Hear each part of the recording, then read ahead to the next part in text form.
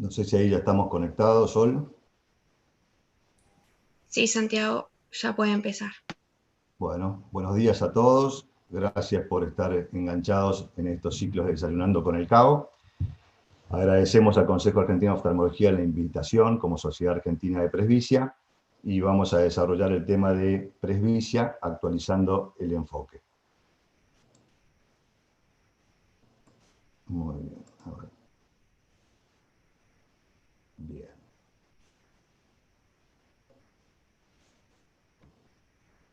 Perfecto. Primero voy a delinear un poco cómo nos vamos a manejar. Yo voy a hacer una introducción al tema general de la presbicia, un paneo. Después va a hablar el doctor Ramiro Aspelicueta sobre las alternativas médicas y quirúrgicas de la presbicia. Después la doctora Giovanna Venosi va a hablar del método Venosi y tratamiento farmacológico de la presbicia. La doctora Juliana Leiro sobre acomodación y diagnóstico por imágenes. Horacio Dibiase, el tratamiento médico de la presbicia post-LASIK en hipermétropes. Y en último término, el doctor Esteban Jimeno nos va a hablar de la cirugía premium en pacientes post-tratamiento farmacológico. Bueno, la dimensión de la presbicia en el mundo, según las últimas estimaciones de la Organización Mundial de la Salud, abarca a 2.000 millones de personas. En la Argentina no hay estadísticas tan confiables, pero se calcula que hay cerca de 15 millones de pacientes con presbicia. Si a esto le sumamos el aumento en la expectativa de vida, que hoy promedio en nuestro país es de 77 años, nos va a hacer un cóctel interesante de una enorme cantidad de pacientes que hoy viven mucho más, que viven mejor y que llegan a esta edad de la presbicia mucho más saludables y posiblemente en una etapa potencialmente muy activa económicamente, laboralmente, profesionalmente.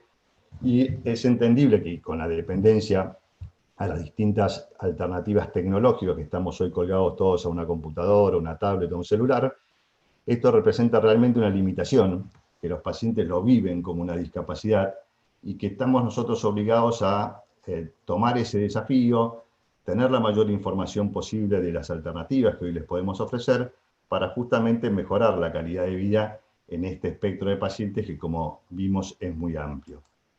En esa línea, la evaluación del paciente y las opciones de tratamiento. A mí me gusta poner esto como una caja de herramientas, donde nosotros tenemos un montón de alternativas que hoy como oftalmólogos debemos conocer, debemos manejar, para poder ofrecerle a nuestro paciente, de acuerdo a las características personales de este, el mejor tratamiento individual para ese paciente. Ojalá hoy tuviéramos un tratamiento único que fuera eficaz y eficiente para todos los pacientes, pero no es así.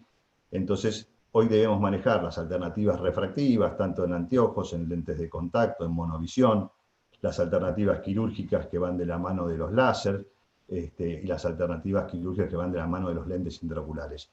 En ese punto es clave, como le decía, la evaluación del paciente, porque no va a ser lo mismo de acuerdo a la edad, a los antecedentes, a si tiene patología previa, a cómo en el examen oftalmológico está su córnea, su retina, su mácula, el cristalino. Todo eso nos va a orientar y en la medida que conozcamos estas diferentes alternativas de tratamiento nos va a permitir ofrecérselas de la mejor manera. Yo acá puse un capítulo que me parece interesante, que es el manejo de paciente hemétrope y présbita. Este es un paciente que en general tiene entre 40 y 50 años, que toda la vida ha sido un paciente normal, con exámenes oftalmológicos perfectos, y que llega a esta edad con la dificultad de enfoque cercano e intermedio que realmente le complica muchísimo la vida, pero manteniendo una agudeza visual de lejos excelente. Me parece que, hablando antes de la caja de herramientas, justamente este paciente es un paciente ideal para que uno evalúe en función del tratamiento del método Venosi, del tratamiento farmacológico, porque es un paciente que con gotas seguramente va a tener una eficacia de tratamiento altísima, va a lograr una calidad de visión muy confortable para mediano y para cerca, que le permite una vida normal, manteniendo su agudeza visual de lejos perfecta. Entonces me parece que es la alternativa de elección. Por otra parte, la mayoría vamos a coincidir que este es un paciente al que no le tocaríamos la córnea, pues un paciente sano que de lejos ve fenómeno. Tampoco a un paciente de menos de 50 años difícilmente le indiquemos un lente intraocular, aunque fuera multifocal, porque sabemos que la visión de lejos que va a lograr nunca va a ser tan perfecta como la que tiene.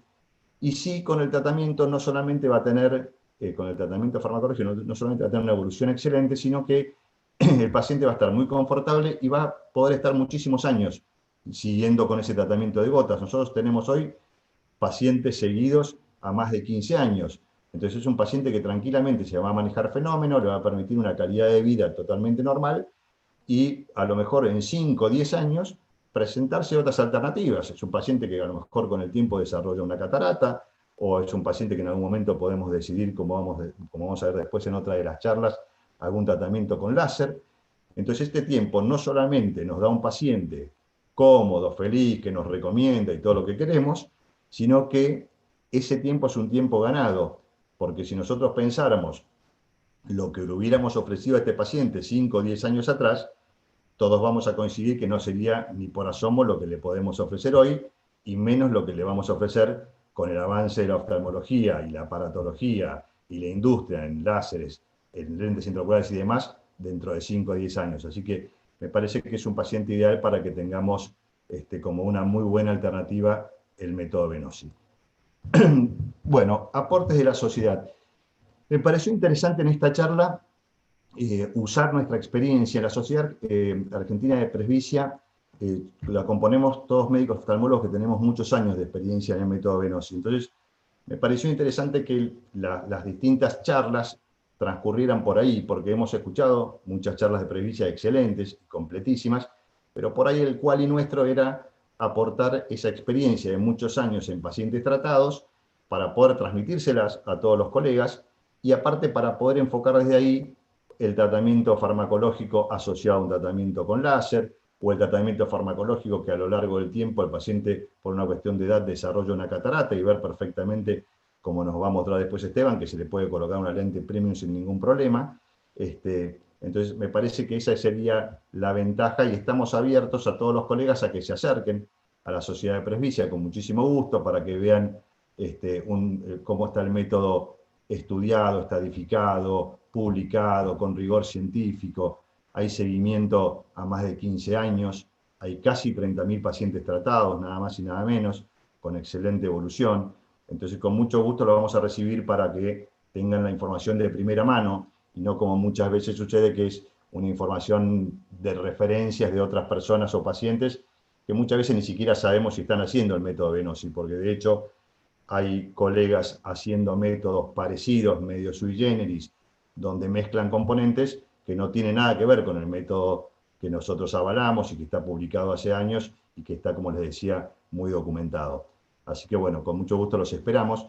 Y por otra parte, nos alegra que el método Venosi haya servido de inspiración a otros tratamientos que se están hoy desarrollando en el mundo, están empezando a desarrollarse, a cuyos mentores también invitamos a la sociedad, para que puedan conocer de primera mano, como decía recién, un método serio, publicado, documentado, con papers, con pacientes seguidos a lo largo de más de 15 años, con 30.000 pacientes tratados, o sea, con un método que realmente tiene un aval y un rigor científico, así también para que cuando sean llamados a opinar en algún curso o en alguna charla, lo puedan hacer también desde ese rigor científico y académico, y no solamente de una mera apreciación personal y subjetiva. Entonces, dicho esto, ahora le damos paso a Ramiro Azpelicueta. Hola Ramiro, que nos va a hablar de las alternativas médicas y quirúrgicas para el tratamiento de presbicia. Avanti Ramiro.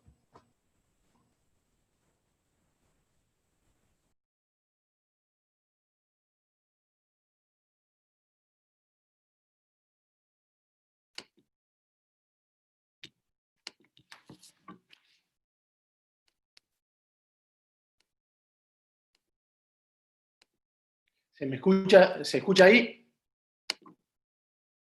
Sí, perfecto. ¿Ahí se escucha? Perfecto. Sí. Ahí no podía sacar el micrófono. Bueno, desde ya seguí agradecer al CAO por esta posibilidad de darnos a la Sociedad Argentina de Presbicia, de la cual soy miembro, la posibilidad de presentar este método. Bueno, y me pidieron que dé la parte que engloba la mayoría de los tratamientos médicos quirúrgicos que existen actualmente para la presbicia. Dentro de las alternativas médico-quirúrgicas sabemos, como nombró recién Santiago, que es muy importante que las alternativas que le vamos a dar al paciente van a variar mucho de acuerdo a la edad del paciente. No es lo mismo un paciente de 60 años en los cuales no nos vamos a poner a discutir qué tratamiento le vamos a indicar, seguramente vamos a estar pensando en una lentes premium, que un paciente de 40 años, o entre el rango de 40 y 50, en especial hipermétropes muy leves o hemétropes, en los cuales las alternativas que le vamos a prestar a este paciente o a ofrecer son alternativas en las cuales muchas de ellas le pueden traer una dificultad en la visión de lejos o no las expectativas, cumplir las expectativas que tiene o que requiere ese paciente. Es importantísimo que dentro de las alternativas médico-quirúrgicas que le vamos a ofrecer, hay algunas de ellas, como es el tratamiento con este estímulo parasimpático, el método Venosi, se mantiene la acomodación y en especial se estimula, o sea, no solo que mantenemos la acomodación como lo podemos hacer colocando algún lente o alguna cirugía refractiva corneal, sino que se lo estimula y le mejora muchísimo a los pacientes. La binocularidad o no es importantísimo, como vamos a ver hay alternativas quirúrgicas en las cuales se puede alterar esta binocularidad o alterar la visión lejana en los procedimientos que le podemos ofrecer al paciente. Saber que es muy importante estudiar la presencia de alteraciones en la superficie ocular que contraindican relativa o absolutamente algún tipo de tratamiento, ya sea láser o algún tratamiento con algún lente premium intraocular. Y bueno, y patologías que afectan la sensibilidad al contraste, alterando la calidad visual, sabemos que algún tipo de procedimiento quirúrgico puede llegar a incrementar esta alteración de la sensibilidad al contraste y por ende alterar la calidad visual de estos pacientes. Entonces, a tener en cuenta todas estas patologías que le podemos adicionar a estos pacientes para tratar de evitar ofrecerle algún tipo de tratamiento que las incremente. Dentro del examen requerido es una anamnesis completa. Acá es importantísimo saber la edad del paciente, pues no es lo mismo un paciente de 40 años las exigencias visuales que un paciente mayor, aunque como vimos que las expectativas de vida y el uso de todos los dispositivos móviles ya se incrementa, se observa a edades que hasta hace unos años no eran impensados que se utilicen, pero bueno, es importantísimo saber qué actividades realiza. Un paciente que tenga actividades de alto impacto, hay cierto tipo de cirugías, ya sea refractivas o con lentes intraoculares, en las cuales deberíamos evitarlas o conversarlo muy seriamente con el paciente previo a la indicación. Saber si el paciente es un paciente que utiliza la conducción nocturna muy asiduamente. Hay ciertos tipos de procedimientos que les pueden llegar a dar glare, alteraciones, fotofobia, y eso sería algo a tener en cuenta previo a indicar algún tipo de procedimiento. Como dijimos anteriormente, que mantiene o no la binocularidad el procedimiento que le vamos a ofrecer, porque también esta visión de estereopsis y profundidad en pacientes en los cuales le vamos a ofrecer una monofocalidad va a estar alterada. Saber que es importante que hay muchas de estos procedimientos que hay que ver las expectativas que tiene cada paciente. Piensen que son, la mayoría estamos en la franja entre 40 y 50 años, son pacientes que van a querer que los tratamientos que se les indica son tratamientos que van a durar en el tiempo. Entonces, hay muchos de estos procedimientos que le estamos indicando en los cuales sabemos que hay una limitación en el tiempo. Hay antecedentes, bueno, personales, oculares y familiares que son importantes a tener en cuenta para indicar o no cierto tipo de procedimiento. El tema del examen biomicroscópico con pupilas, importante también en los tipos de lentes a colocar. Muchos son pupilodependientes.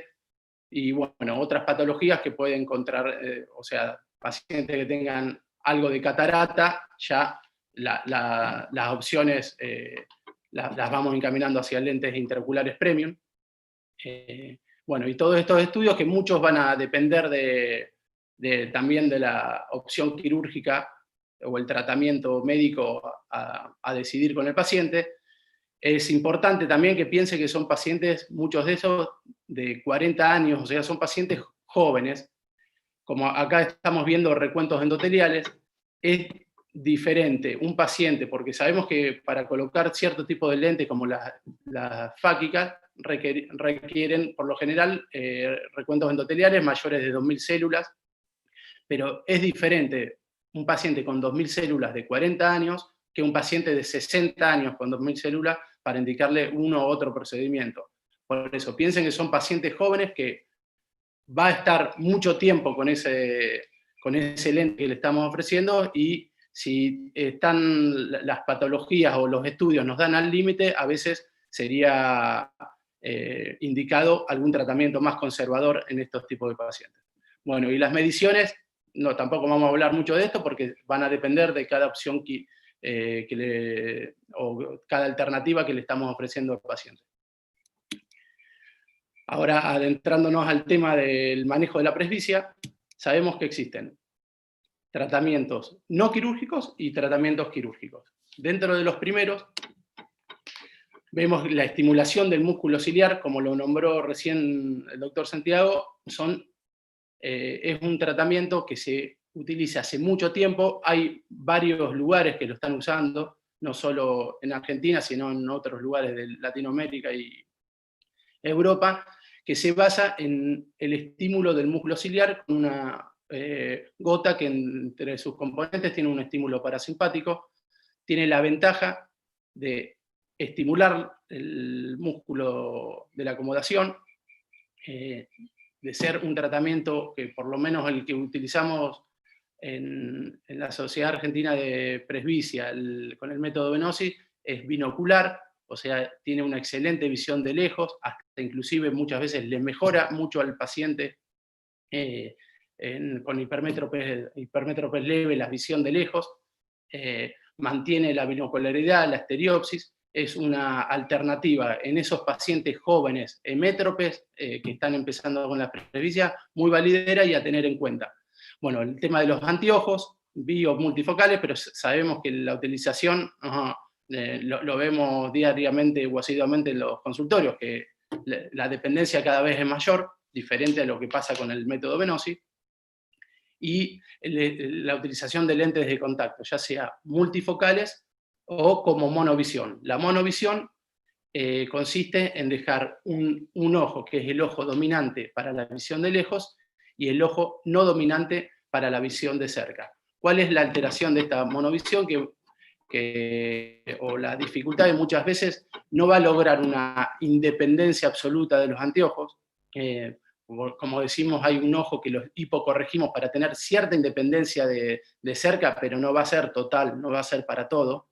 Y está perdiendo el paciente la binocularidad de lejos, entonces son pacientes en los cuales si requieren una visión binocular de lejos para tener buena estereopsis y profundidad adecuada, hay que corregirlos con algún anteojo. Entonces es una opción muy validera, se utiliza muchas veces previo a indicar algún tratamiento quirúrgico, ya sea de láser o con lentes intraoculares, para utilizar esta monovisión, para ver si tiene el paciente tolerancia o no. Dentro de los lentes intraoculares, después los vamos a nombrar, están los pseudofáquicos y los fáquicos, que conservan el cristalino estos últimos, y le aportan la posibilidad del enfoque de cerca. Los tratamientos de láser, que son denominados presbilasic, como Supracor o Presbion, que son el Supracor, son tratamientos en los cuales se hace un tallado en la córnea, creando una multifocalidad que le permite al paciente enfocar en diferentes distancias. Y el Presbion se crea como una aberración esférica que le da un aumento en la profundidad de foco al paciente. Las contras de estos láser, que van a ser limitados en el tiempo, tienen indicaciones específicas para los pacientes, y una de las contras que se les plantea a este tipo de láser, que muchas veces son láseres en los cuales al crear o aumentar las aberraciones es muy difícil después poder introducir al paciente un lente premium, que sabemos que son los lentes en los cuales se está encaminando la mayor parte de las indicaciones de presbicia, ya que les dan estabilidad y le está mejorando muchísimo todos los síntomas en contra que tenían los lentes premium anteriormente. Entonces, hacerle un tratamiento con láser muchas veces priva al paciente en un futuro de poder indicarle algún lente premium. Bueno, y también para nombrarlos, los lentes intracorneales, los inlay, como son dispositivos que crean como un efecto estenopeico, también se colocan en el ojo no dominante. Entonces es un lente como tipo el CAMRA, que lo que le va a dar un aumento de la profundidad de foco al paciente, pero le puede dificultar la visión de lejos y dar fenómenos, o alterarle la visión de lejos, dándole glare, alteración en deslumbramiento u otra patología que puede ser una contraindicación para pacientes que requieran la visión de lejos en forma binocular. Dentro de los lentes intraoculares nombramos alofáquicos y pseudofáquicos. Dentro de los primeros está el IPCL. Lo nombro el IPCL porque es el que tiene 6 subtipos de adiciones para corregir la presbicia. El ICL todavía no tiene para presbicia, pero bueno, puede ser utilizado al igual que el Artiflex como para monovisión. Y dentro de los pseudofáquicos son los trifocales, rango extendido, que son los de foco extendido, que tienen una muy buena visión de lejos a intermedia. Todavía es como que le falta la visión de cerca, por eso la mayoría de los lentes siempre es como faltando algo como para dar ser perfecto en todas las distancias. O sea, siempre tienen algunas limitaciones, eso hay que conversarlo con cada paciente y explicarle las limitaciones que tiene cada procedimiento. Bueno, los acomodativos que en varios lugares se dejaron de utilizar, que consistían en un tipo de bisagra que producía un adelantamiento de la óptica mejorando la profundidad de foco. La monovisión, que como ya dijimos, en qué consistía, que era que el ojo dominante se corregía para lejos y el no dominante para cerca, pero sabemos las limitaciones. La monovisión no se le puede poner mucha adición, porque le puede dar aniseiconía al paciente, anisometropía, diplopía. Entonces siempre son tratamientos en los cuales al paciente le da cierta independencia, pero no es una independencia total, alguna ayuda óptica para mejorar la visión de cerca o de lejos. Y lentes complementarios a los IOL monofocales ya colocados, como son el Add-on y el Sulcoflex, que son lentes que se colocan en el sulcus y tienen la adición para presbicia para intentar corregir a la corrección esférica que se le había colocado al paciente previamente. Dentro de las conclusiones, como vemos, hay muchas alternativas. No existe un tratamiento ideal para todos los pacientes, porque cada paciente hay que estudiarlo, hay que charlarlo, hay que ofrecerle las opciones que hay.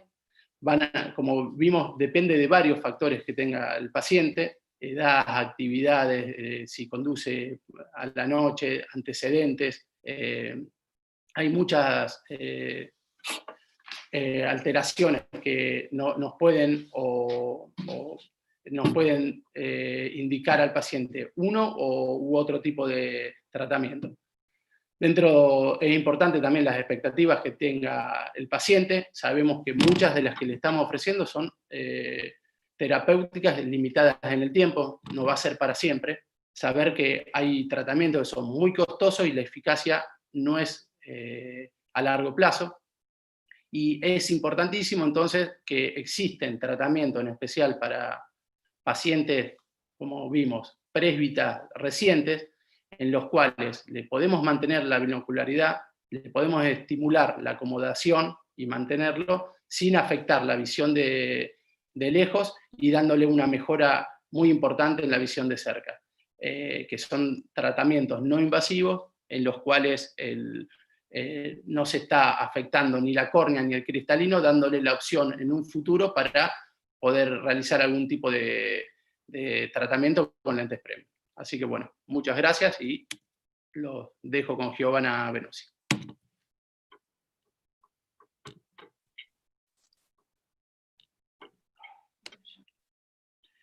Muy bien, buenos días a todos. Voy a compartir mi pantalla.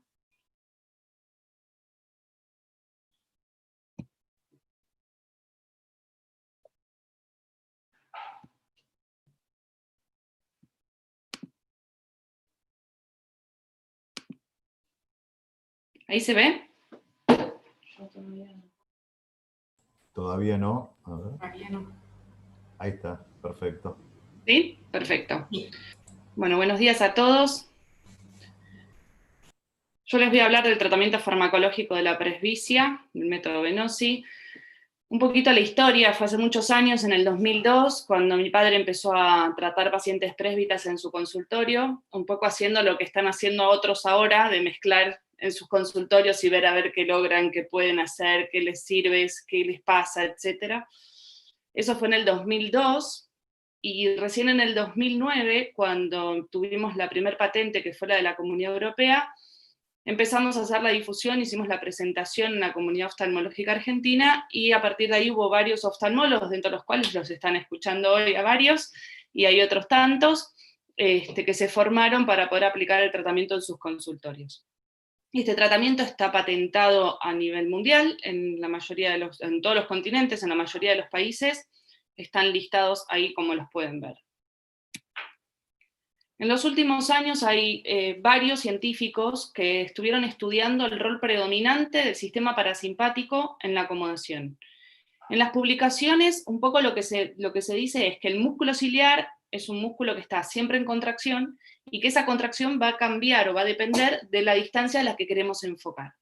Y que en realidad el músculo ciliar, en el único momento en el que se relaja completamente, es cuando estamos en oscuridad absoluta, o sea que no hay ningún estímulo para enfocar, o frente a una descarga simpática, que puede ser frente a un síncope o alguna intoxicación por alguna ingesta de alguna droga en particular.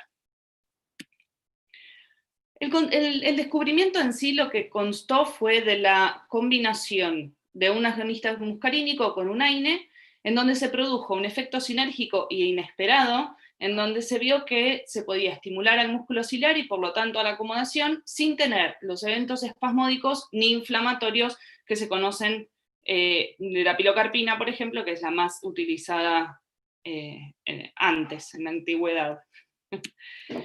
En nuestro grupo de investigación tenemos una línea experimental y una línea clínica. En la línea experimental hemos desarrollado un modelo de músculo ciliar de sus escrofa y con ojos humanos, para poder entender mejor la señalización intracelular de la diferencia entre los diferentes subtipos de receptores muscarínicos y cuáles son los efectos que se van haciendo según a cuál estimulamos o inhibimos, etc. Esto lo que nos permite es entender mejor la acomodación y tratar de mejorar también el tratamiento farmacológico.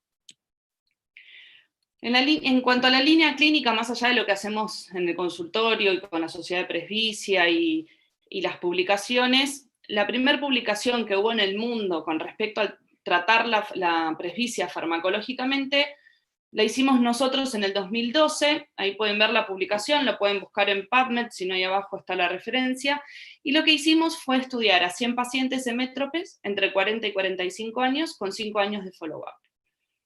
Como eran hemétropes, todos estos pacientes tenían 20/20 de agudeza visual lejana, y se mantuvo esa visión una vez tratados y a lo largo de los 5 años.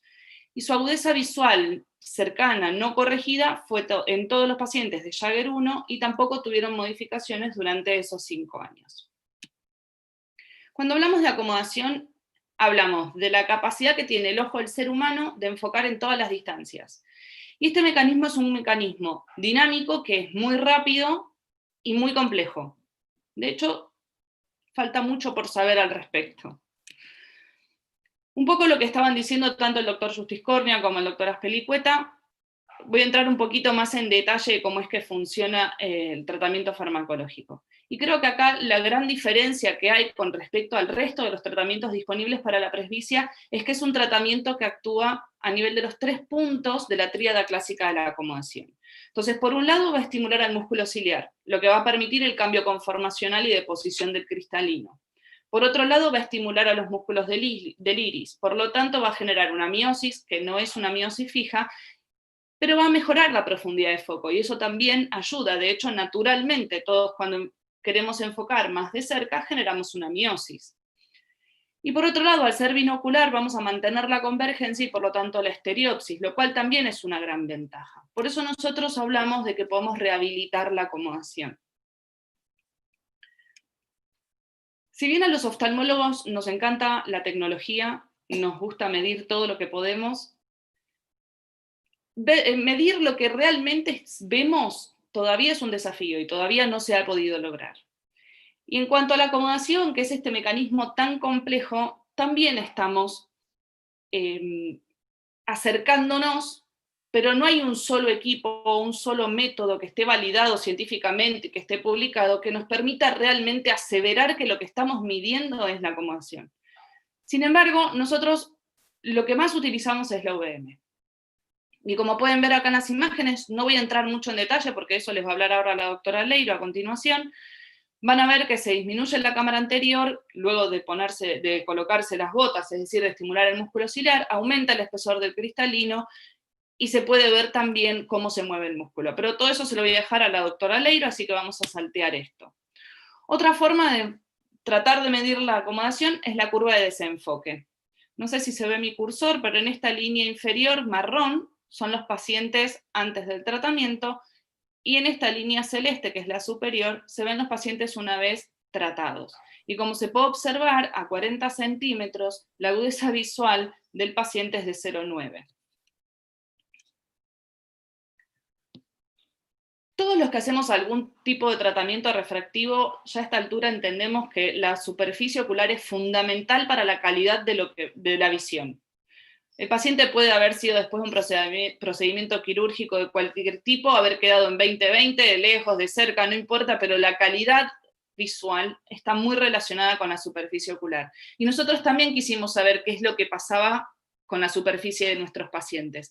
No solamente por la cuestión visual, sino también porque es un tratamiento crónico y colocándose gotas sabemos, por ejemplo, qué es lo que pasa con los conservantes, qué es lo que pasa con los tratamientos de glaucoma, etc.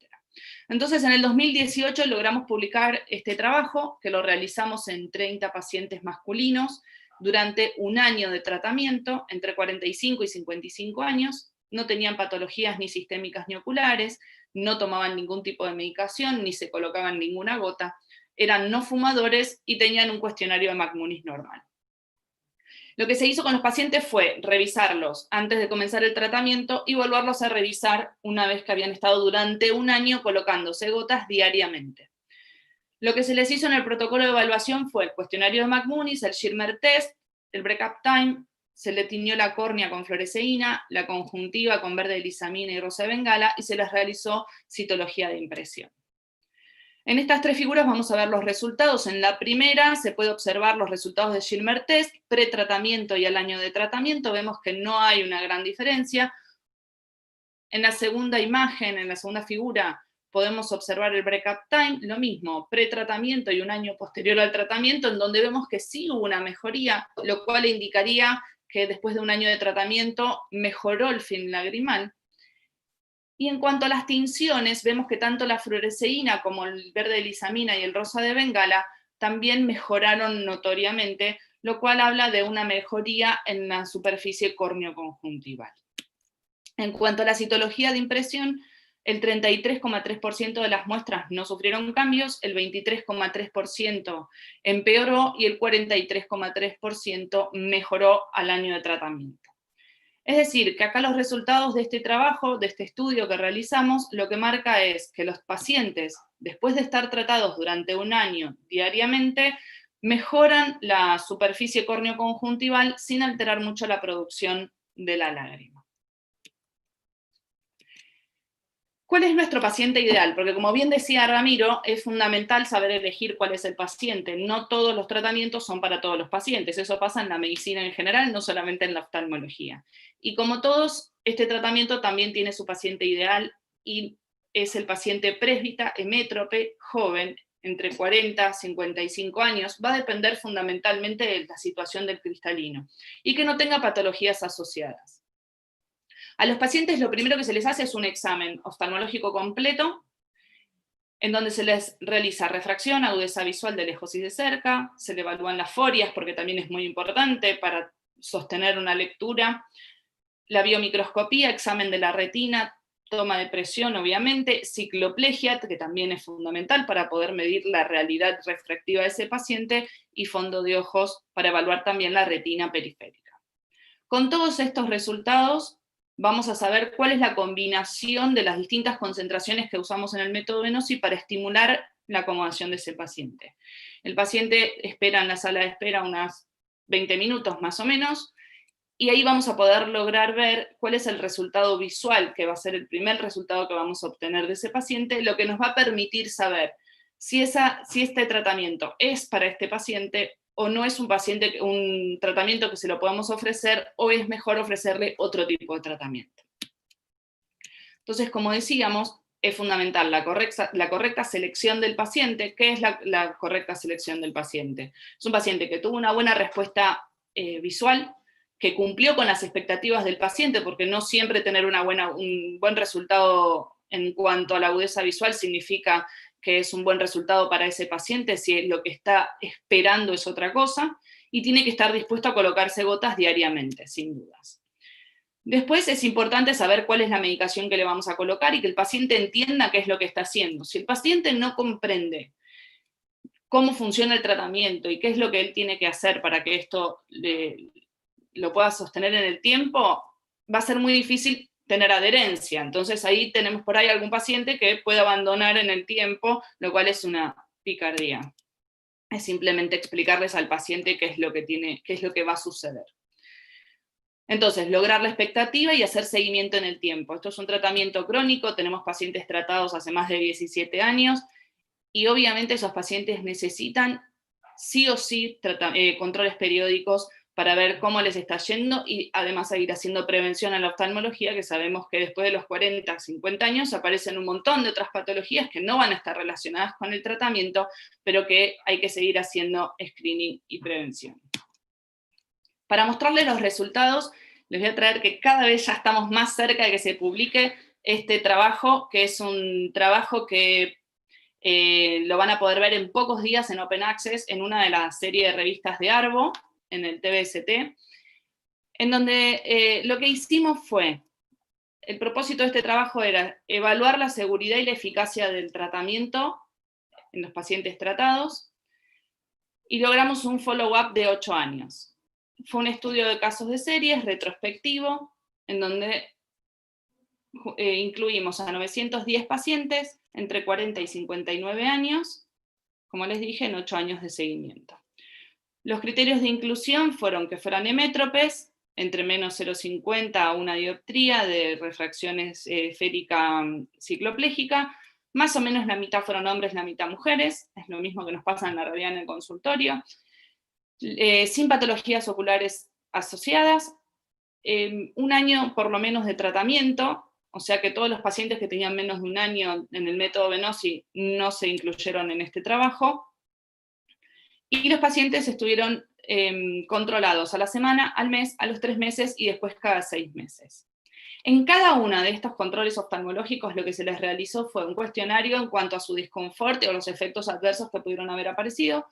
Se les evaluó la agudeza visual tanto de lejos como de cerca, biomicroscopía profunda, o sea, lo que es segmento anterior, segmento posterior, se les tomó la presión intraocular y se les realizó fondo de ojos tanto con lupa de 90 como con oftalmología binocular indirecta.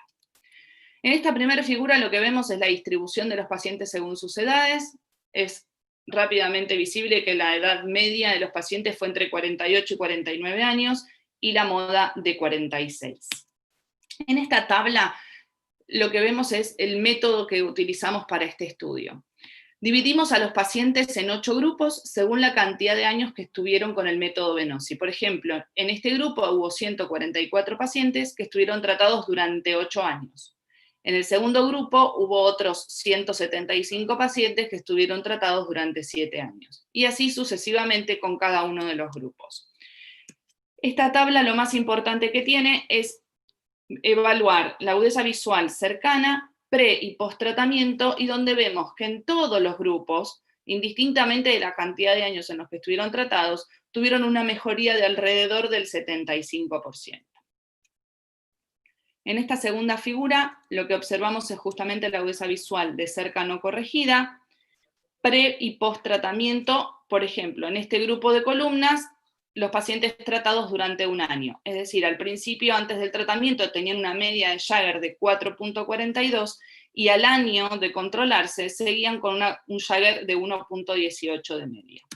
En el segundo grupo son los pacientes tratados durante 2 años, en el tercer grupo los pacientes tratados durante 3 años, en el cuarto grupo 4 años, pacientes tratados durante 5 años, 6 años, 7 años y 8 años. Podemos ver en este último grupo de columnas que el Jagger pretratamiento tiene una media de 4.72 y que el Jagger luego del tratamiento fue de 1.36 después de 8 años de tratamiento. Esta figura es clave para mostrar la estabilidad de la agudeza visual en el tiempo. En la tercera figura podemos observar en los puntos celestes de arriba las edades medias de cada uno de los grupos, que obviamente va increyendo a medida que van cumpliendo más años de tratamiento, y en la parte inferior vemos la agudeza visual de lejos no corregida en Logmar, que vemos que están en 0 y que las modificaciones no son significativamente, estadísticamente significativas. Perdón. Vamos con los efectos adversos. Los 3 principales efectos adversos que tenemos con este tratamiento son las cefaleas, que en realidad es una presión frontal que no dura más de 15 minutos, y que si el paciente empieza con el tratamiento, en máximo 3 días ya se le fue. En cuanto a la sensación de la disminución de la luminosidad, o sea, de la luz ambiente, este es uno de los efectos adversos más reportados en el 34,7% de los pacientes, y en general lo que vemos es que son pacientes que trabajan hasta más tarde, son pacientes que se colocan más gotas en el día, a veces una tercera o una cuarta, porque tienen días laborales más prolongados o les gusta leer a la noche en la cama, entonces ahí es cuando notan más esta sensación. De todas formas hay una neuroadaptación y con el tiempo los pacientes ya no lo notan, y en definitiva tampoco les molesta demasiado, porque no se asustan porque se los explicamos y pocos pacientes tenemos que hayan abandonado por este motivo. En cuanto al ardor, en el 21% de los pacientes que lo refirieron, ya lo vimos con la publicación y lo vemos nosotros en el consultorio, en general son pacientes que tienen alguna alteración de su superficie ocular de base, y cuando les realizamos un tratamiento de la superficie ocular, ese ardor desaparece. En conclusión, este trabajo lo que representa es la evidencia científica de que la presbicia puede ser tratada farmacológicamente con el método Venosi de una manera eficaz y segura. En estos 8 años de seguimiento, todos los pacientes lograron una mejoría importante de su agudeza visual cercana no corregida, sin alterar la agudeza visual lejana y sin efectos adversos relevantes. Nuestro grupo sigue trabajando en nuevas líneas con el fin de develar el mecanismo de la acomodación. Como les conté antes, que siempre estamos trabajando tanto a nivel experimental como a nivel clínico. En resumen, el tratamiento farmacológico es un tratamiento fisiológico que rehabilita la acomodación de manera reversible, que es otra de las características claves de este tratamiento. La evidencia científica muestra que el método Venosi es eficaz y seguro. Tenemos 18 años de experiencia, alrededor de 25.000 pacientes tratados. Hay diferentes centros en la Argentina que lo aplican, como bien saben y venimos diciendo, tanto los doctores que están exponiendo hoy como la mayoría de los que son parte de la Sociedad Argentina de Presbicia. Hace 11 años que realizamos líneas de investigación experimental y clínica, con el desarrollo de modelos a nivel experimental en sus escrofa y en ojos de humano, para lograr optimizar el tratamiento y entender mejor la acomodación. Y creo que este tratamiento es una opción muy válida para sobre todo los pacientes hemétropes jóvenes que actualmente no tienen solución quirúrgica. Muchas gracias. Fenómeno, Giovanna, muy completo. Te traslado acá una pregunta del chat. ¿Me estás escuchando ahí? Sí. Sí. Uno la contestaste, que eran los efectos adversos del tratamiento, que estaba en una de tus placas, y la otra apuntaba a qué contraindicaciones, cuál sería el paciente contraindicado para el método venoso. Bien, más allá de las contraindicaciones que sabemos que es un paciente que va a tener una contraindicación absoluta, siempre elegimos pacientes sanos y pacientes que no tengan patologías oculares. No deja de ser un tratamiento que por más que tenga 18 años, es un tratamiento joven, nuevo, y no queremos que se mezcle cuáles son. A ver, una retinopatía diabética que va a tener su alteración, nosotros no vamos a poder identificar en este momento con 18 años si esa retinopatía diabética empeora por una cosa o por la otra. Entonces, no generarle al paciente esta sensación de que tal vez su agudeza visual está empeorando por el tratamiento y no por su retinopatía diabética. Entonces, más allá de las contraindicaciones que sabemos que existen, no tratamos pacientes que tengan patologías oculares. Perfecto. De esa manera nos queda la tranquilidad de saber, bueno, si no, no vamos a saber qué es qué, si es un paciente que tiene tratamiento, si se asoció a un problema de retina, porque igual lo iba a tener, porque estadísticamente se da, para que no se asocie a un tratamiento. Perfecto, está clarísimo. Buenísima tu presentación, y le damos el paso a Juliana Leiro. Hola a todos. Gracias por la invitación, gracias al CAO.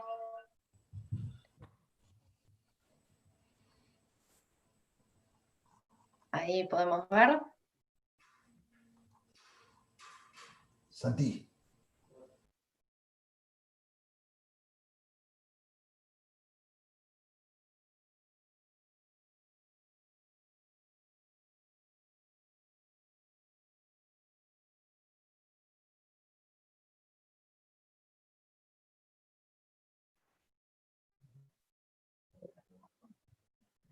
Ahora recién. Bien, bueno. Vamos a ver. ¿No arranca? A ver si podemos ahí. Bueno, tratemos de empezar de nuevo. Hola a todos, gracias por la invitación. Bueno, yo les voy a contar un poquitito cómo hacer un diagnóstico de acomodación con el estudio que hoy por hoy es el elegido, ya que es el único que es capaz de poder darnos información por detrás del epitelio pigmentario del iris. Entonces, vamos a empezar viendo un video. No. ¿No? Sí, doctora, si no, vamos parece a tener que ir al plan B y cambiarnos de compu. Ok, A ver, denme un minutito, me voy a cambiar de lugar porque... Probemos una cosa, Juliana. Volvé a compartir ahora. A ver si volviendo a compartir se arregla. Directamente.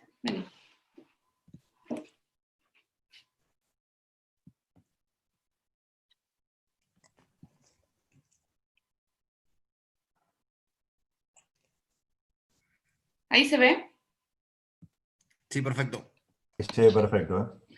Pasas con la flechita.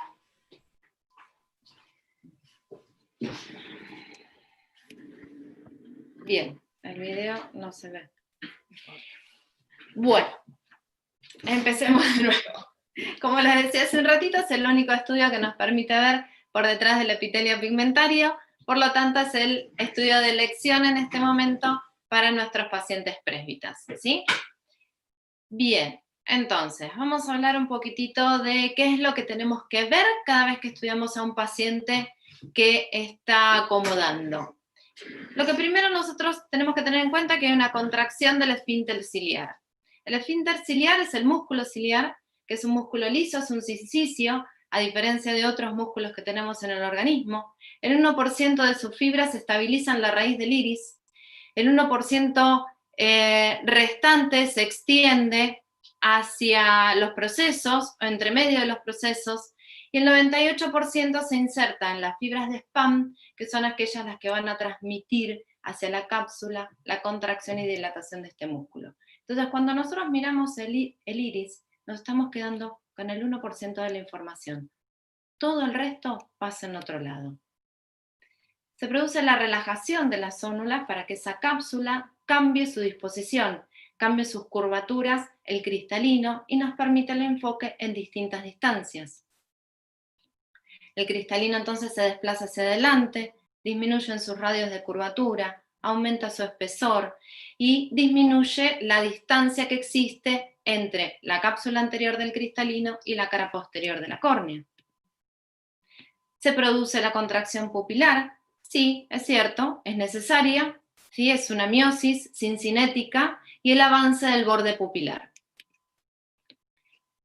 Todo esto está acompañado por la convergencia, que refleja al tercer par. Bien, para estudiar todas y cada una de esas pequeñas cosas que pasan durante la acomodación, vamos a tener que tener en la cabeza los viejos y famosos ejes cartesianos. Entonces pensar en ordenadas y abscisas y pensar que pasan cosas en lo antero-posterior y en lo transversal también, pero pasan en conjunto. Nosotros los vamos a ir sacando de ese conjunto para poder verlas y entenderlas, ¿sí? Entonces, lo primero que tenemos que eliminar es el ángulo de convergencia. Entonces, lo que yo hice fue, compuse la imagen de los dos momentos acomodativos, en el lejos y en el cerca, una sobre la otra, y se empieza a ver todo un borrón, claro, porque obviamente existe la convergencia, pero yo para poder medir tengo que eliminar parámetros que me pueden falsear las mediciones. Entonces, componemos la imagen y creamos un ángulo para poder medir esa convergencia y poder entonces, cuando hacemos los estudios, acompañar con la sonda la convergencia, eliminando ese factor que ya sabemos que va a estar presente y necesario.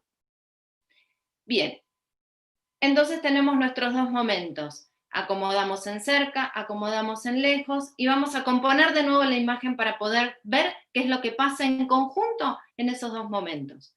Estas dos mismas imágenes las componemos en una. Y vuelve a haber confusión. Entonces, esto es importante para entender que el paciente acomoda, que no solamente se mueve la pupila, ¿sí? Que no es solamente eso, que eso es un reflejo normal y necesario. Pero fíjense que solamente quedaron bien enfocadas en la línea focal aquellas zonas, como ser el espolón o la esclera, que no se mueven. Todo el resto se borroneó, ¿verdad? Eso significa que el paciente está moviendo, que todas esas zonas están cambiando, están acomodando. Ahora vamos paso por paso. La pupila, la contracción pupilar, que ya lo dijimos varias veces, que es una miosis móvil, fundamentalmente móvil y cincinética. Acompaña a todas las otras acciones. El avance del borde pupilar, que es centrípeto, es anterior hacia el iris, es un concepto de emisión. Cada vez que una imagen entra a nuestro ojo, una luz, una imagen, eso dispara esta nueva posición de la pupila. Me encantaría que vean los videos, pero me parece que no va a arrancar ninguno. Cosas que pueden pasar. Dijimos disminución de los radios de curvatura. El cristalino empieza a tener una esfericidad diferente, se pone conoide. Bien. Esto es importante no solamente para el paciente que vamos a tratar con medicación, que lo vamos a estudiar antes y después de la gota, sino que también es importante en los pacientes que vamos a colocar lentes intraoculares. Piensen que si esa estructura, ese cono, cambia su radio de curvatura y nosotros estamos colocando un ICL, es importante entender que la cúpula del cristalino hay que medirla en acomodación, en el lejos y en el cerca, antes de colocar un lente intraocular en un paciente en edad presbita. O sea que esto no es solamente que estoy midiendo la acomodación por sí misma, sino que estoy informando acerca de una función móvil y dinámica para el resto de otros tratamientos que se puedan hacer en conjunto con el método venoso o por separado. El desplazamiento anterior del cristalino, que ya lo dijimos, es importante evaluar cómo se achica la distancia, como lo ven acá en el cursor, desde la cara posterior de la córnea a la cara anterior del cristalino, y de la cara anterior del cristalino a la cara posterior, porque todo ese segmento se desplaza hacia adelante. Entendamos algo respecto a la pupila. Si nosotros dijimos que los radios del cristalino se modifican, que son medibles, no hay problema con eso, porque nosotros podemos trazar una línea que se desplace de espolón a espolón, que es una estructura que no se mueve, y eso nos permite medir ese radio de curvatura, ¿sí? Perfecto. ¿Y qué pasa si nosotros agarramos una lupa más curva o menos curva? Agarren cualquier probín de la caja de ustedes de todos los días, una lupa positiva, de menos graduación a la de más graduación. En la parte periférica de esa lupa hay una deformación de la imagen. Entonces la pupila tiene que acompañar a esos radios de curvatura, a ese cristalino conoide que está enfocando. ¿Por qué? Porque disminuye el efecto de aberración que tiene el cristalino, que tiene cualquier lupa al ser más esférica. Y esto es dinámico, pasa todo el tiempo.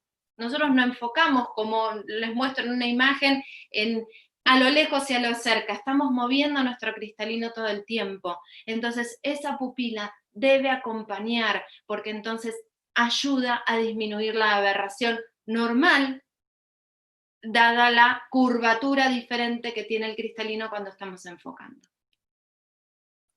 Bien, y nos metemos un poquitito más. Hay otras relaciones que se modifican. Para que ese cristalino se mueva, dijimos que el músculo ciliar es que es el que se mueve, ¿verdad? Entonces yo les voy a mostrar. Acá, miren esta pancita de músculo ciliar como les muestra el cursor. Esto es cuerpo ciliar, todo entero. Pero esto es músculo. Esto es cuerpo. Y miren acá, esto es músculo, esto es cuerpo, ¿sí? ¿Qué pasa cuando este músculo cambia su posición? ¿Relaja o estira? Miren el cursor, nuestra zónula.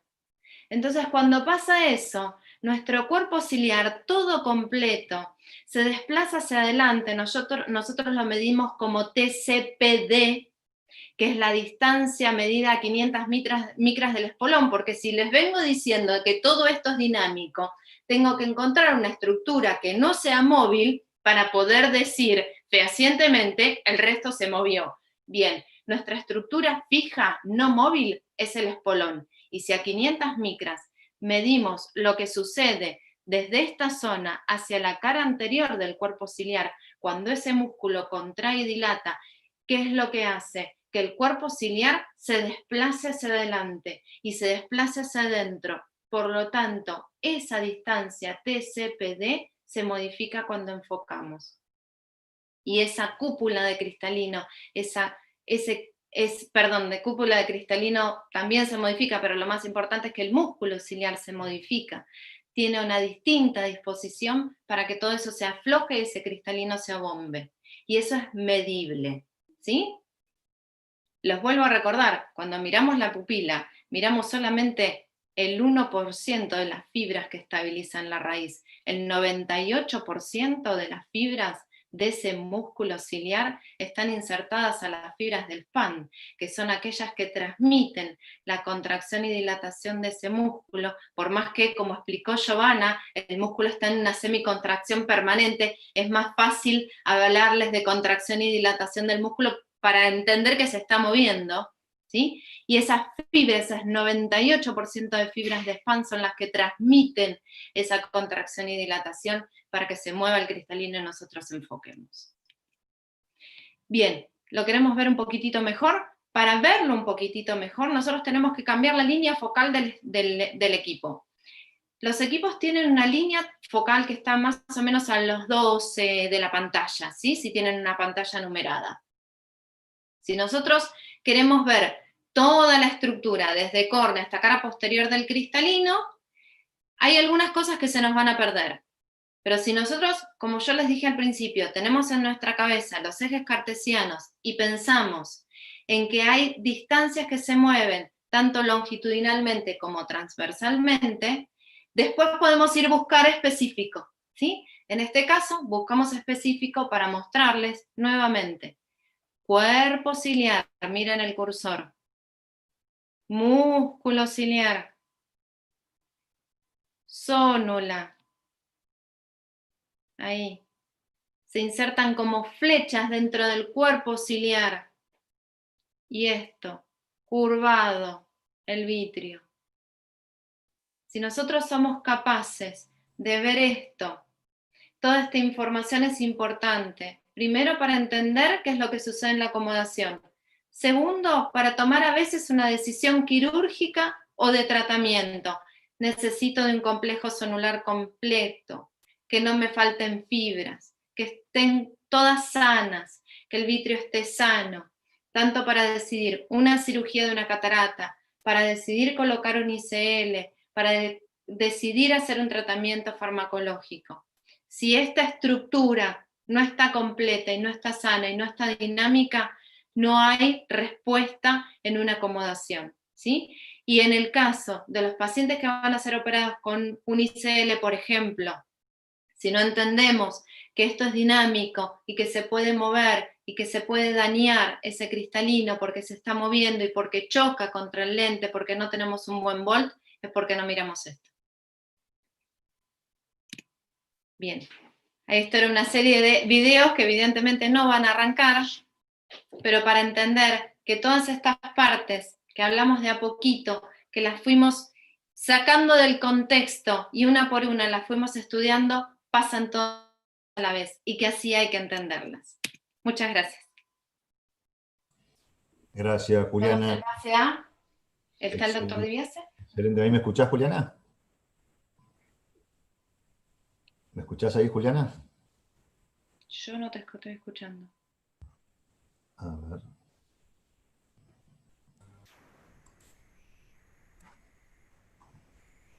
Y Santiago se lo escucha. ¿Se escucha ahí? Sí, se Sí, escucha perfecto. bien. Fenómeno, no, porque te decía que está muy bueno porque uno cree entender o conocer la fisiología de la acomodación y verlo documentado como lo pones vos es realmente mucho más claro, incluso para ver los mecanismos combinados de la acomodación. Cuánto tiempo se decía que el funcionamiento de las gotas era simplemente por un efecto amniótico estenopeico, ¿no? Y ver esto, donde vos realmente corroborás cómo funcionan todos los mecanismos por su lado y conjuntos, bueno, está muy bueno.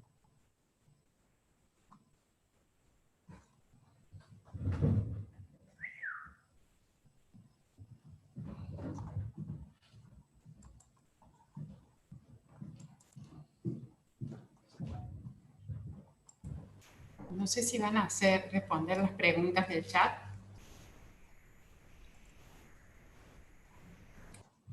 Ahí, bueno, acá había una pregunta, Giovanna, que va para ti. Creo que en tu presentación lo dijiste, pero que preguntan cuáles son los principios activos. Por un lado, parecen querer conocer la fórmula de Coca-Cola, y por otro lado, sí lo aclaran que cuáles serían los principios activos del método Venosi. Todo tuyo. Sí, a ver, los principales que tiene, digamos, es la pilocarpina y el diclofenac. En distintas concentraciones, básicamente es eso. Por lo menos esa es la parte que interesa saber. Fenómeno, buenísimo. Bueno, entonces no sé si Horacio Dibiase, que estaba en plena sesión quirúrgica, está disponible o no. A ver si lo tenemos con vida. Está facturando, feliz de la vida. Bueno, a ver si lo recuperamos. Y si no, querés, Esteban, hacer un enroque y hablar vos de los lentes intraoculares, ¿te parece? Dale, no hay problema. Arranco yo entonces. Buenísimo.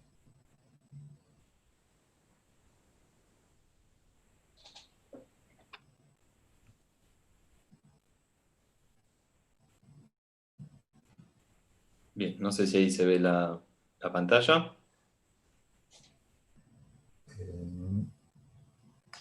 Sí, se ve. Bárbaro, perfecto. Bueno, buenos días a todos. Hoy voy a presentar un caso de cirugía premium en un paciente post-tratamiento farmacológico. El caso que voy a presentar es un caso que seguimos de cerca porque es mi papá. Bueno, él es Jimeno Antonio, que también es oftalmólogo, que empezó el tratamiento el 18 de diciembre del 2009 con 59 años de edad. Un poco más por fuera del rango de los pacientes tratados que veníamos hablando, pero bueno, él empezó a hacer la prueba. Al momento de inicio del tratamiento tiene una refracción de más 1,25 con menos 0,50 en 54 en ojo derecho y más 1,25 menos 0,50 en 119 ojo izquierdo, presentando una agudeza visual de lejos, 20-25 ambos ojos sin corrección, logrando 20-20 ambos ojos con corrección, y una agudeza visual de cerca, Jagger 10 ambos ojos sin corrección, logrando Jagger 1 con corrección ambos ojos. Se realizaron las pruebas correspondientes y con el tratamiento lograba una agudeza visual de 20-20 ambos ojos sin corrección para lejos y un Jagger 3 para cerca. Por la actividad que él realiza y, digamos, la independencia que esto le generaba a los anteojos, se decide comenzar el tratamiento con una concentración al 3% del método Venosi, 3 veces por día, con un apoyo de un anteojo de más 1 para el detalle.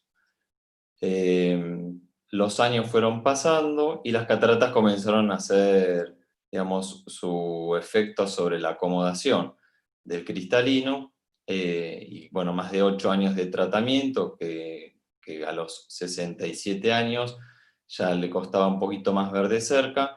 Por el efecto de la catarata, decide operarse con lente intraocular multifocal. Esto se realiza más o menos en marzo del 2018, 15 días antes de programada la cirugía. Él decide suspender el tratamiento para poder realizar todos los estudios, y justo una semana antes de la cirugía, probando un teléfono nuevo, sacamos una foto de su ojo, donde se puede ver una pupila completamente normal, sin nada raro. Esa foto fue tomada el 6 de marzo del 18, y el 12 de marzo se realizan los estudios prequirúrgicos, donde se puede ver una refracción de más 1,75 menos 0,50 en 95, y más 1,75 con menos 0,25 en 94, con agudeza visual de lejos de 20-30 ambos ojos sin corrección, y lograba 20-20 con corrección. Fue muy poca la variación en casi 8 años y 2-3 meses, digamos, de tratamiento, en su refracción y su agudeza visual de lejos. Bueno, se siguió con los estudios, se hizo un HD Analyzer donde se ve un OSI mayor a 1 en ambos ojos y un MTF menor a 30.000, un Pentacam con pupilas normales de 2,13 y 2,09, y al día siguiente se realiza la cirugía del ojo derecho con femto segundo, donde se puede ver que se le realizó una capsulotomía de 5 milímetros y una dilatación aproximadamente de 6,4, sin ningún inconveniente. A las 48 horas se operó el otro ojo, con las mismas mediciones casi, una capsulotomía también de 5 milímetros y una dilatación también más o menos de 6,4. Anduvo todo perfecto, sin ninguna complicación. Hace 15 días hicimos un control donde podemos ver en la topografía una función pupilar excelente, con pupilas fotópicas de 2,39 y 2,48, o sea, ojo derecho, ojo izquierdo, y escotópicas de 3,50 y 3,99, perfectas. Se le colocó una gota de fotorretín media hora antes del estudio, se realiza la dilatación pupilar, observándose una dilatación perfecta de 6,70 ojo derecho y 6,62 el ojo izquierdo. Acá tenemos fotos de la pupila dilatada con su lente multifocal en ojo derecho y en el ojo izquierdo. La verdad que considero que es una excelente alternativa, bien como lo dijo Giovanna hace un rato, para los pacientes presbitas que están en un rango de edad que por ahí la cirugía premium todavía no está indicada, sabiendo que nos da la seguridad y la tranquilidad que en un futuro se le puede realizar una cirugía premium sin ningún inconveniente, como este caso, y como 10 casos más o menos que nosotros tenemos hoy tratados, que tenemos operados en pacientes post-tratamiento sin ningún inconveniente. En la actualidad tenemos más o menos 150 pacientes tratados en nuestra institución, más estos 10 que dije, que después seguramente podremos operar más adelante cuando tengan la edad adecuada para poder realizar la cirugía.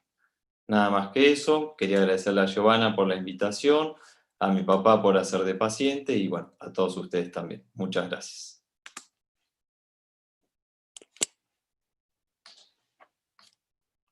Ahí está.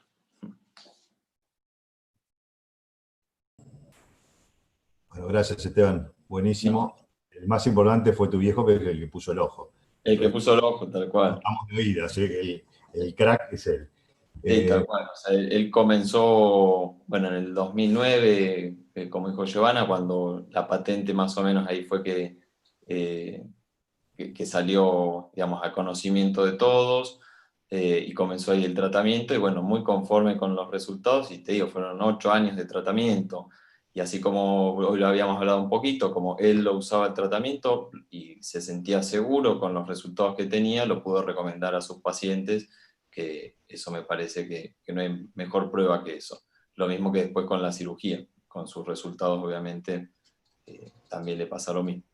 Perfecto, y aparte lo que decíamos hoy también, que en la medida que el tratamiento lleve más años de evolución, cada vez van a ser más frecuentes estos casos, porque van a ser pacientes por una cuestión de edad, van a desarrollar cataratas, y está bueno que, tanto en mi experiencia es similar a la tuya, que los pacientes se comporten a nivel quirúrgico como un paciente sin ningún inconveniente, con lo cual esto es alentador a lo que charlábamos antes, que un paciente puede estar muchos años con el tratamiento, mientras tanto la oftalmología y demás avanza para ofrecerle mejores condiciones, y mejores calidades de lentes y cirugías, así que por donde lo miremos eso sumaría y cada vez va a ser más frecuente, así que... Claro. Bueno, nos estaría faltando Horacio, que me parece que lo perdimos en el éter. No hay caso de conectarlo, ¿no? Bueno, en ese caso, él dijo que podía estar complicado porque estaba operando, y creo que lo estaban intentando ubicar y no lo podían enganchar. Así que bueno, no sé si a alguien le quedó algo más por comentar, aprovechar este rato. Yo lo voy llamando mientras que vamos respondiendo algunas preguntas. Dale, creo que lo habían contactado y que no había respuesta hasta ahora. Me parece que eso es lo que teníamos. Y estaríamos a la parte, son 11:15, así que me parece que preguntas, no tenemos más preguntas acá en el chat. Si acá nos confirman que no hay respuesta de Horacio. Yo te hago una pregunta, Esteban. ¿Tu papá, por ejemplo, en los 8 años que estuvo de tratamiento, mantuvo siempre la misma concentración, o sea, la misma combinación de la medicación, o hubo que hacer cambios? No, mantuvo siempre la misma concentración. Y bueno, bien como dije, en 8 años la agudeza visual de lejos no varió mucho. Veía 20-25 y a los 8 años veía 20-30. Y la refracción fue un 0,50 diferencia en 8 años. Sí, claro, además ya con 67 años, ¿no? Sí, sí, sí. Y en general, ¿a ustedes qué les pasa con los pacientes? A ver, para que se entiendan, con el tratamiento nosotros tenemos estandarizadas algunas concentraciones que son las que, según las características del paciente y el estudio que les hacemos, utilizamos para cada paciente. Esto es, obviamente lo hacen, digamos, no lo hacemos nosotros en consultorio ni mucho menos, sino que está todo estandarizado y hecho por laboratorios. En general, ¿ustedes tienen que cambiar la concentración de sus pacientes a lo largo de los años o suelen mantener la misma concentración? No, en mi experiencia, no. La mayoría de los pacientes, si los tenemos bien evaluados de entrada y de acuerdo a las características, a la edad, a todo lo que conocemos para que el tratamiento sea eficaz, la verdad que la mayoría de los pacientes no hay que cambiarle la concentración. Porque también habría una creencia general que uno dice, bueno, si la gota al 1 anda bien, al 2 veo el doble y al 3 veo mucho mejor, y lo que, por lo menos en mi experiencia yo veo, es que hay una concentración exacta para cada paciente, no es una cuestión gradual que le vamos dando rosca para que cada vez vaya viendo mejor. En mi experiencia, por lo menos la inmensa mayoría de los pacientes mantienen la misma concentración. Bien, Ramiro. Nuestra experiencia también. Disculpa, Esteban. A mí también me pasa lo mismo. Cuando está bien estudiado e indicado, por lo general es muy difícil que varíe la concentración. Me ha pasado tener que variar a pacientes que por X motivo no le hice cicloplejía y después me llevé la sorpresa de que eran hipermétropes latentes e importantes y no respondía no porque la gota no surgiera de efecto, sino porque realmente tenía otra patología de base. Pero era más fue por un error en el estudio del paciente que por... Y eso es una de las cosas que realmente en estos años estamos viendo, que es que no generamos tolerancia. Por eso quería ver a ver qué era lo que les pasaba a ustedes en sus consultorios. Ahí apareció Horacio. Ahí apareció Horacio, hay vida. Mil disculpas porque me demoré más de lo previsto. No hay problema, estamos esperando. ¿Tenemos tiempo? ¿Hacemos la presentación? Dale, sí, si querés. Sí, si ustedes no tienen problema, hacemos. Esperamos, dale nomás. Bueno.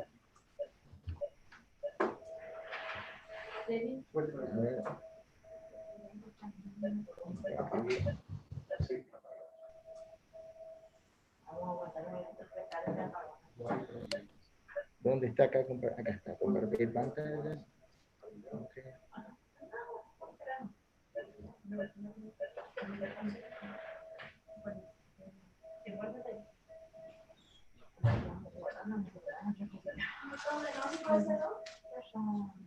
No tienen que hablar. No tienen que hablar.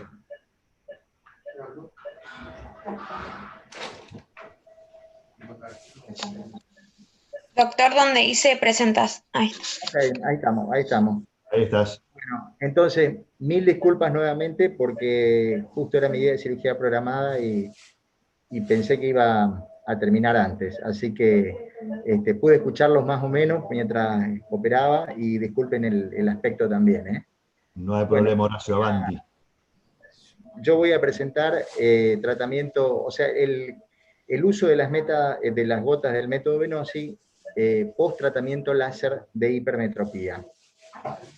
Bueno, la corrección de la hipermetropía con láser excimer es la opción de tratamiento quirúrgico más frecuente en adultos.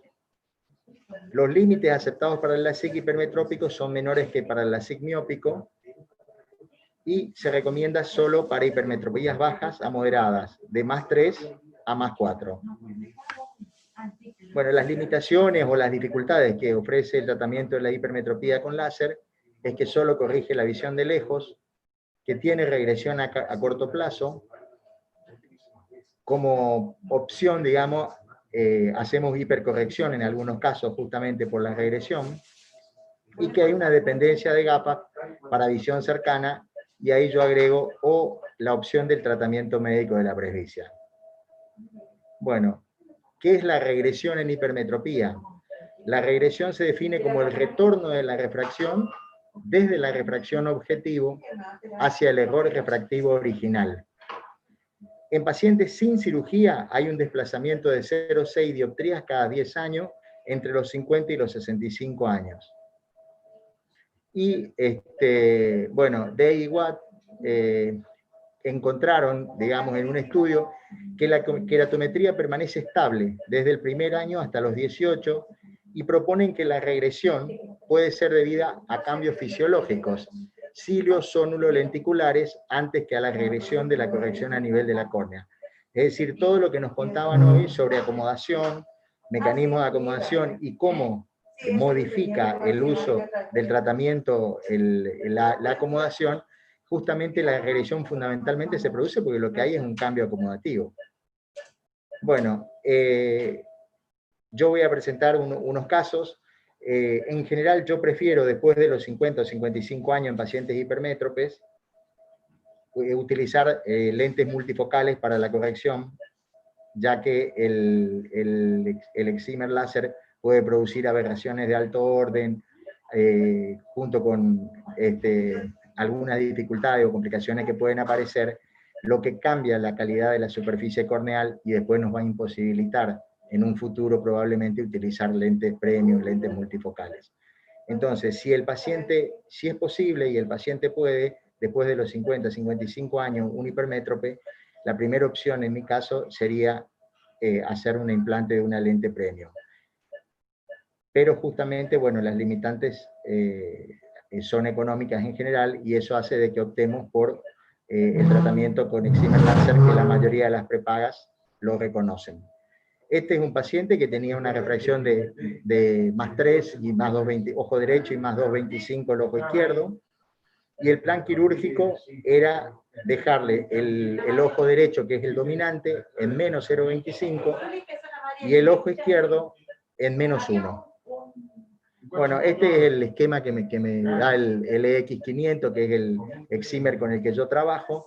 Ahí cuando vemos en el esquema, vemos que lo que hace una ablación no del centro, sino periférica, o sea que lo que está haciendo es aumentando la curvatura corneal, ¿no es cierto?, para que los rayos converjan. Es decir, ese es el fundamento de la corrección de la hipermetropía con láser. Bueno, en este caso, digamos, la refracción en el postoperatorio inmediato, en el ojo derecho fue de más 0,25 y en el ojo izquierdo, que lo íbamos a hipercorregir, menos 1,50. A los 15 días estaba plano el ojo derecho y el ojo izquierdo ya estaba en menos 0,50. Y a los 45 días el ojo derecho estaba levemente hipermétrope, más 0,75, y el ojo izquierdo plano. A partir de ahí yo le propuse comenzar uso de gotas al 2% del método Venosi, y con eso, hasta los 2 meses de control, el paciente mantuvo su independencia de anteojos de visión de lejos y visión de cerca, también una muy buena visión.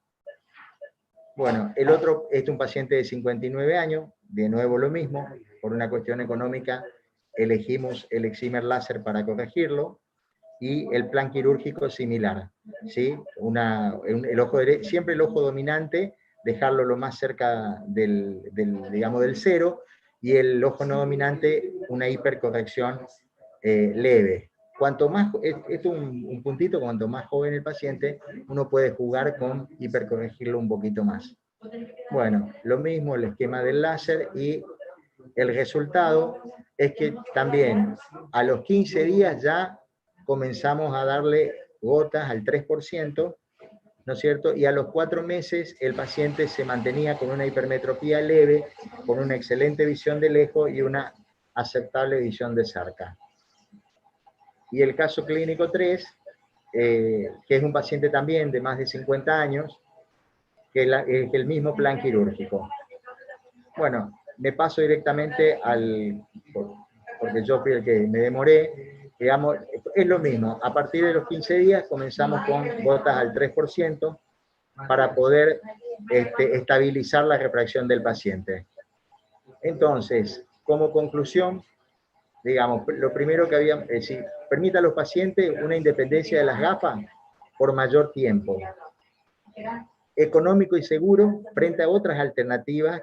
En pacientes de menos de 40 años se propone hacer un tratamiento con crosslinking, combinado con excimer láser para disminuir la regresión de la hipermetropía, hacer un retratamiento, hacer un presbilasic, es decir, hay varias opciones como para tratar el paciente. Y las cirugías premium. Como la mayoría de las prepagas reconocen el tratamiento con excimer láser, es quizás más accesible que una cirugía con lente premium, que cirugía, digamos, facorefractiva con implante de lente multifocal. La mayoría de las prepagas, por no decir, por lo menos en la ciudad donde yo trabajo, ninguna no reconoce ese tratamiento. Entonces, por eso es que estamos haciendo tratamiento de hipermetropía con láser en pacientes mayores de 55 años y complementamos con método Venosi. Bueno, y tenemos un medicamento que, como ya seguramente lo comentaron, es un medicamento seguro, es un medicamento probado, es un medicamento eficaz, y que entonces está disponible para poder prolongar el tiempo que el paciente no va a depender de las gafas. En muchos casos logramos mejorarle la visión de cerca también, es decir, de cierto modo nos acercamos un poquito al objetivo del paciente, que es depender poco de las gasas. Bueno, nuevamente pido disculpas y le agradezco al Consejo por haber invitado a la sociedad a la charla a Desayunando con el CAO, y gracias a los organizadores y a Giovanna que siempre me tienen en cuenta, ¿eh? Bueno, a su disposición ahora. Gracias, Horacio. Muy buena la exposición. Sí, yo no sé en el caso de ustedes, pero en mi experiencia también el método es muy útil para pacientes operados incluso años atrás con Excimer, con la SIC positivos, y que no regresionan, sino como vos explicaste, es una cuestión de acomodación que va cediendo con el tiempo. Es un paciente que responde bárbaro a la mejora de visión, tanto lejos como cerca con el tratamiento. Primero, pues es un paciente que si ya optó por un tratamiento quirúrgico, es un paciente que no quiere depender de los anteojos, obviamente, pero específicamente, por lo menos en mi experiencia, son pacientes que los operados con la SIC andan positivos, andan bárbaros con el tratamiento. No sé la experiencia de ustedes, pero en mi caso realmente es uno de los tratamientos de elección.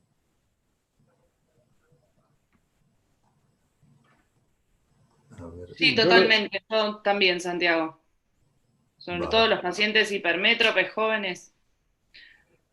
Fenómeno. Acá hay una última pregunta para vos, Gio. Ya estamos en tiempo, sí. Ya estamos en tiempo. Sí, es cortita. Dicen, entre la opción de aumentar la dosis diaria o aumentar la concentración de la gota.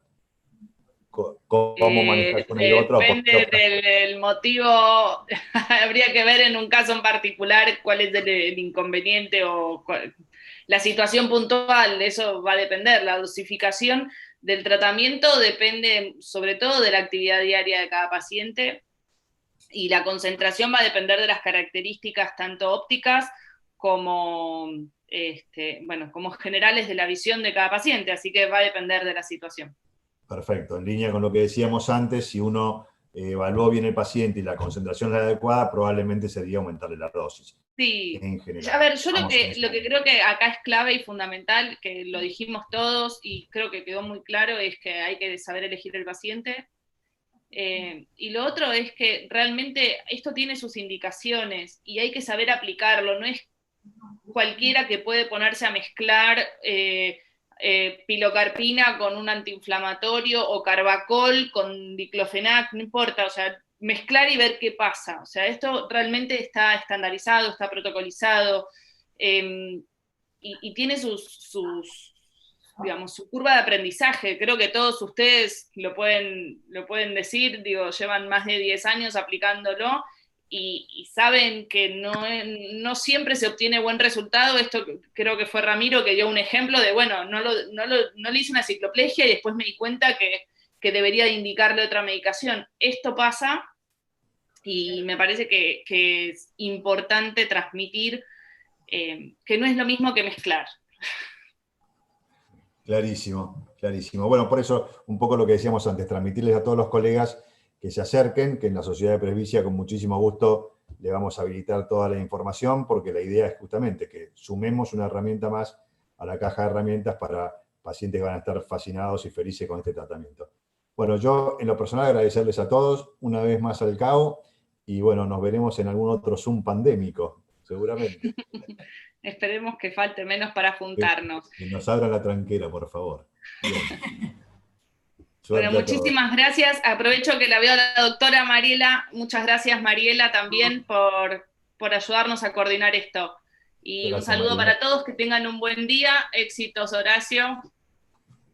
Sí, muchas gracias a pesar de estar trabajando, de de acompañarnos y de participar, por supuesto. Así que desde ya, desde el Consejo Argentino, les agradecemos a todos.